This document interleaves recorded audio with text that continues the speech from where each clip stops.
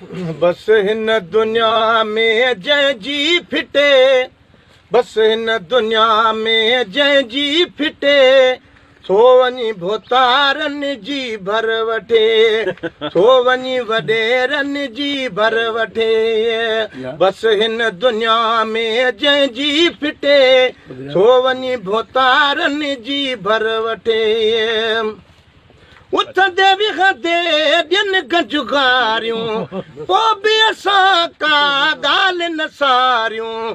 पटको लहरायो आ लालच लुटे, पटको लहरायो लालच लुटे, सो वञी भोतारनि जी भर वठे, सो वञी वॾेरनि जी भर वठे। वो भोतारनि जो ॾोह त नाहे, ॾोह असांजे पेट जो आहे। पघिरजी वञूं था प्लेटूं चटे, पघिरजी वञूं था प्लेटूं चटे, सो वञी भोतारनि जी भर वठे, अदा सो वञी वॾेरनि जी भर वठे। बस हिन दुनिया में जंहिंजी फिटे, सो वञी भोतारनि जी भर वठे, सो वञी वॾेरनि जी भर वठे। वो ख़ल्क़ खलनी में उमिरि गुज़ारी, को बि जे कंहिंखे थी मिले कमदारी।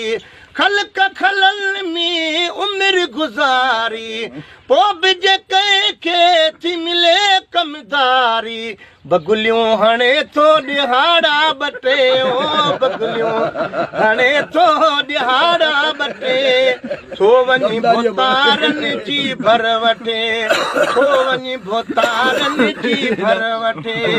बस हिन दुनिया में जंहिंजी फिटे, सो वञी भोतारनि जी भर वठे। ओ वॾेरनि ॾे प्या था वॼायूं, कम कहिड़े जे कारण ईअं नथा चवनि त कोई स्कूल ठाराए ॾे। हाणे भोतारनि जेको असांजो कमु आहे, असांजा प्रकार ॾिसजां। वो वॾेरनि ॾे प्या था वॼायूं, बूट पुराणूं रखनि त पायूं।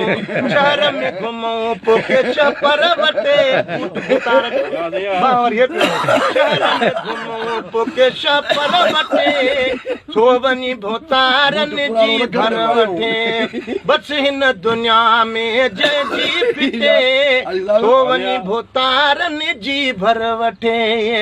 साईं, मां हिकिड़ो माहौल ॾिठो, हिन पंहिंजे तर में कोई माण्हू जानवरनि जा पेर पियो खणे, हुनजी उमिरि जेका ई 80 वरनि खां घणी हुई, हुनखे ख़बर बि न पई पए। पोइ बि मूंसां जॾहिं मिलियो साम्हूं त मूंखे चए पियो, भाऊ पेरनि जी हाणे मूंखे ख़बर नथी पए, मां कुराड़ो थी आहियां। मां जो कुराड़ो त थी आहियां, पर मुक़दर मथे खणण त पछाड़ी ताईं पवंदई नी। अल्लाहु अकबर। सो वञी भोतारनि जी भर वठे, बस हिन दुनिया में जंहिंजी फिटे, सो वञी भोतारनि जी भर वठे।